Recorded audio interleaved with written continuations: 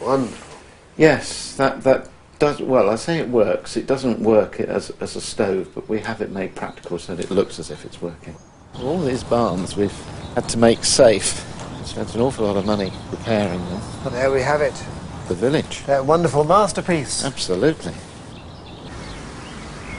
We had to make ourselves more efficient in the way that we made the programme, and we had to locate all of our locations, if you like, as a group. So the Glovers and the Dingles are just 100 yards away from us here. So that is why the village is here, so that we can have two crews working, one in the village, one at the Dingles or the Glovers or wherever. And we also use the estate quite a lot for other locations.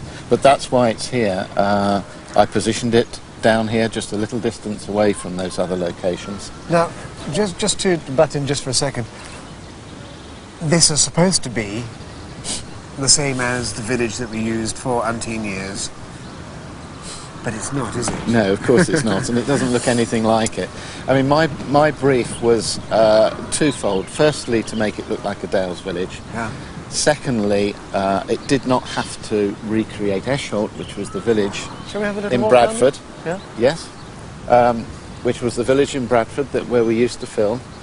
And my only other part of the brief was that we needed to retain the relationship of the post office and the Woolpack, and some of the cottages opposite where Betty lives and Kathy lives.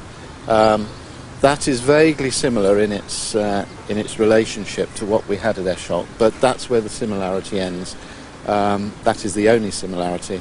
The buildings were designed how I wanted them to look, basically. I did a lot of research in the Dales, took a lot of photographs, copied a few buildings and details here and there. We've had to make the village work for television, although also we've got to try and make it look real.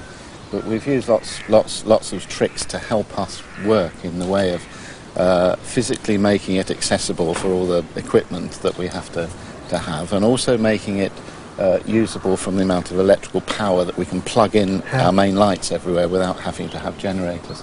And then all the sort of the superficial things like smoke out of the chimneys. We've got about 15 smoke machines dotted around the village, so that most of the chimneys can be made to smoke at the push of a button from our little control room.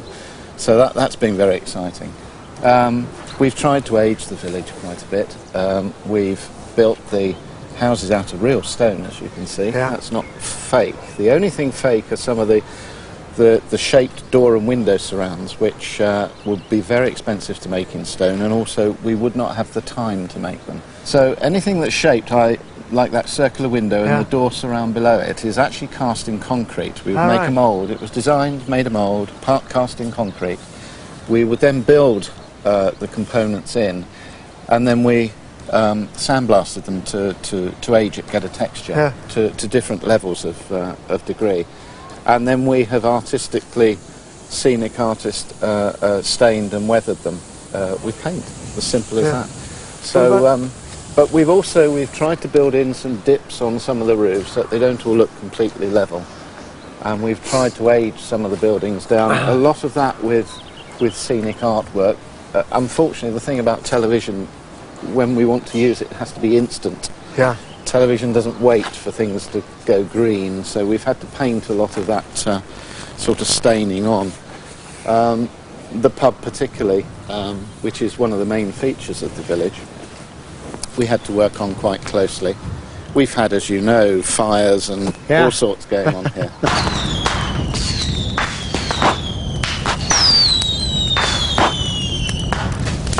Trish, get out!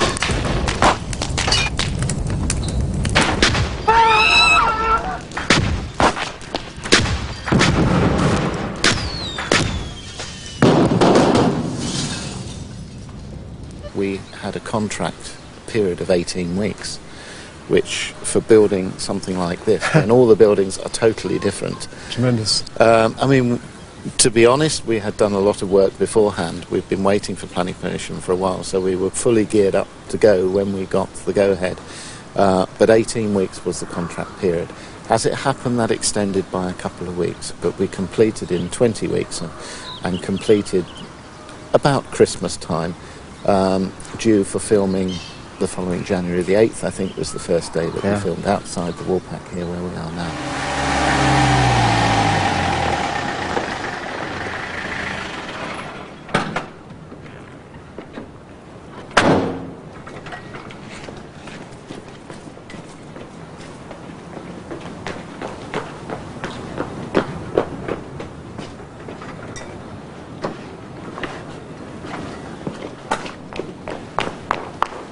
Are you mad?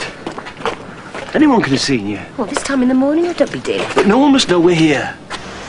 It's those three cottages, although this one, for instance, relates to where Chris is living at the moment. There is Yeah. a studio set of that. Yeah. But as you know, that inside there's costume, makeup, toilets, Yep. security office. So they're very much part of the makeup of the village. What I also appreciate is that, now look at the weathering here. It's absolutely tremendous, and it looks as though... Well, yes, it's very much part of the Dingles garage over there.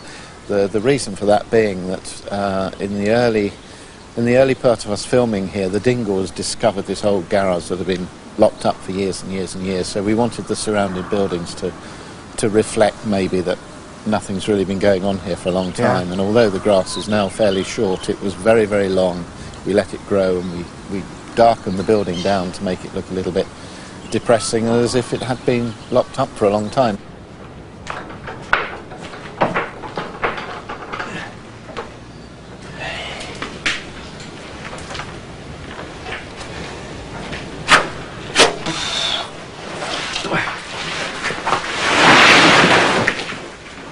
Oh, yeah. Joey Javelin. Beautiful.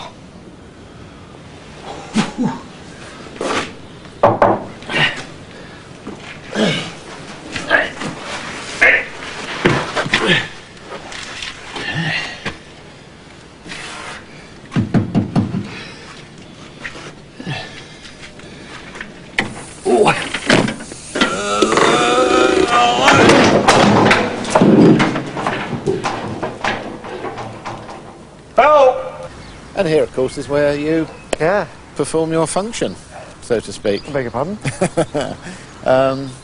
This is your shop. It wasn't Yeah. designed and built for you initially. It was for another family called the Cairns, who, Oh, right. just before we completed the village, were going to be moving into the village. And in fact, I designed this as a pottery for the lady of the family. But then they were written out of the series.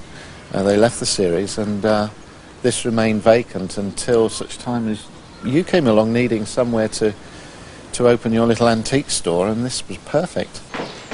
Do you think Mr. Pollard will be much longer? No idea.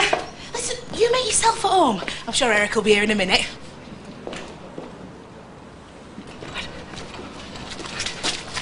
Mandy, has Sir Charles Winterton arrived yet? He's in there. I'm just making him a coffee. Damn. Eric, what have you done?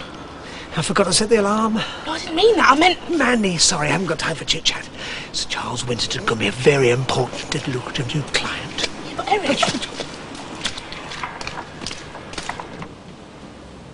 Ah, Sir Charles, so pleased to meet you at long last. I can't apologise enough for keeping you waiting. Sorry.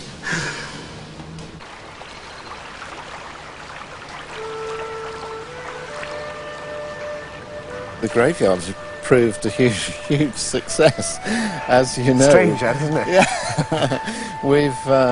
we've killed off a few people in the last year. since Poor old we've been Vic here. Wednesday, didn't we? All right. Let's all keep calm, shall we?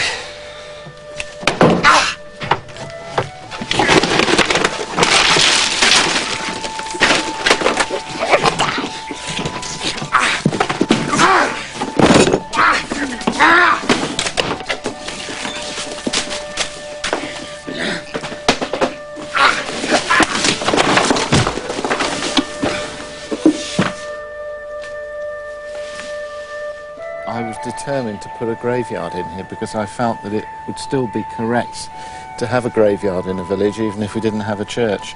and it's proved very, very useful. Yeah. It becomes our sort of link, if you like, to, obviously we still film scenes with the church, but you're not really aware that the church isn't here. We often cut to scenes of people walking into the graveyard, and then cut to scenes outside a church with its own graveyard, and you would think the two were together. Yeah. So it's not been a problem. Most of the headstones are real, they're genuine. They've come from a cemetery that's being cleared in the East End of London, so we've actually saved them from destruction, if you like. A strange thing to do, but